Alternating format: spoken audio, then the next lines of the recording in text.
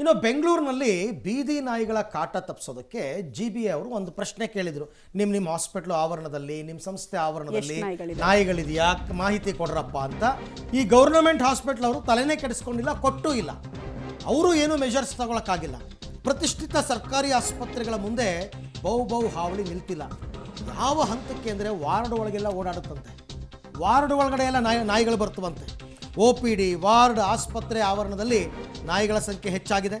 ಅದು ಇಲ್ಲಿ ವಾಣಿವಿಲಾಸ, ವಿಕ್ಟೋರಿಯಾ ಆಸ್ಪತ್ರೆಗಳಲ್ಲಿ ಬೀದಿ ನಾಯಿಗಳು ಹೆಚ್ಚಳವಾಗಿದೆ. GBAಗೆ ಯಾವುದೇ ಮಾಹಿತಿ ಕೊಟ್ಟಿಲ್ಲ ಆಸ್ಪತ್ರೆ ಅವರು. ಬೀದಿ ನಾಯಿಗಳ ಮಾಹಿತಿ ನೀಡೋದಕ್ಕೆ ಆದೇಶ ಕೊಟ್ಟಿದ್ರು ಕೂಡ ಕೊಟ್ಟಿಲ್ಲ. ಮತ್ತೊಂದು ಕಡೆ ಈ ಬೀದಿ ನಾಯಿಗಳಿಗೊಂದು ಶೆಲ್ಟರ್ ಮಾಡ್ತೀವಿ ಅಂತ ಹೇಳಿದ್ರಲ್ಲ, ಅದಕ್ಕೆ ಇವ್ರಿಗೆ ಜಾಗ ಸಿಗ್ತಾ ಇಲ್ಲ.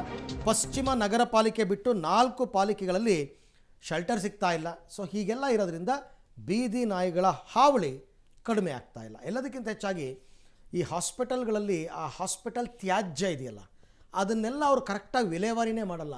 ಕಾಂಪೌಂಡ್ ಒಳಗಡೆ ಎಸಿತಾರೆ. ಈ ನಾಯಿಗಳು ಬರೋದೇ ಅದಕ್ಕೋಸ್ಕರ. ಎಲ್ಲ ಅವ್ಯವಸ್ಥೆಯ ಆಗರ. ಆಸ್ಪತ್ರೆ ಆವರಣದಲ್ಲಿರುವಂಥ ಬೀದಿ ನಾಯಿಗಳ ಮಾಹಿತಿ ಕೊಡಿ ಅಂತೇಳಿ GBA ಕೇಳ್ತಾ ಇದೆ. ಆದರೆ ಆಸ್ಪತ್ರೆಗಳು ನೀಡ್ತಾ ಇಲ್ಲ.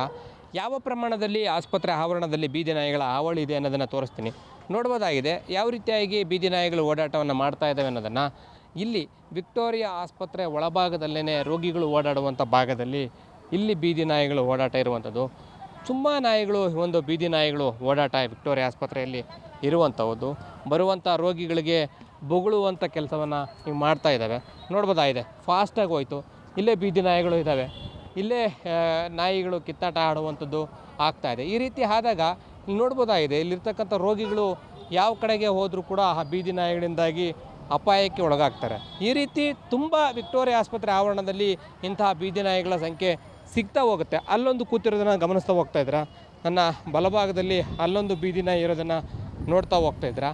ಆ ರೀತಿಯಾಗಿ ತುಂಬ ಬೀದಿ ನಾಯಿಗಳು ಈ ರೀತಿ ಇದ್ದಾವೆ. ಅವಕ್ಕೆ ಊಟ ಸಿಗದೇ ಇರುವಂಥ ಸಂದರ್ಭದಲ್ಲಿ ನಾಯಿ ದಾಳಿ ಆಗುವಂಥ ಸಂದರ್ಭ ಹೆಚ್ಚಾಗಿರುತ್ತೆ. ಈ ಕಾರಣದಿಂದಾಗಿ ಆಸ್ಪತ್ರೆ ಆವರಣದಲ್ಲಿರುವ ಬೀದಿ ನಾಯಿಗಳ ಮಾಹಿತಿಯನ್ನು ಕೊಡಿ ಅಂತೇಳಿ ಕೇಳಿದ್ದಾರೆ. ಆದರೆ ಇನ್ನೂ ಕೂಡ ಸರಿಯಾದ ರೀತಿಯಲ್ಲಿ ಮಾಹಿತಿಯನ್ನು ಕೊಡ್ತಾ ಇಲ್ಲ.